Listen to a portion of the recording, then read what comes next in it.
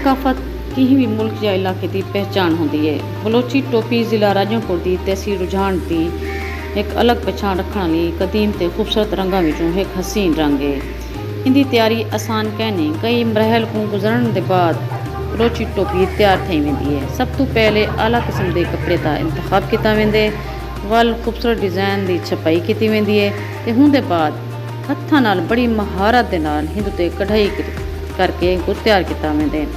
हिंदी तैयारी विच कई दिहाड़े लग वेंदे ने। बलोची सकाफत को प्यार करने वाले लोग इनको बलोची टोपी को अपनी शान ते आन समझते हैं ते शौके से सजी बलोची टोपियां दुकानें की शान वधेंदे ते रुझान की बड़ी बलोची टोपियां मुल्क के कई हुक्मरान बतौर गिफ्ट भी पा चुके हैं।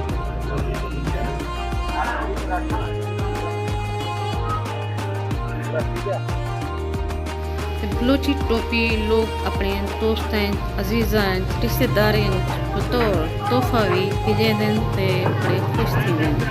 कायनात मलिक सराइकी।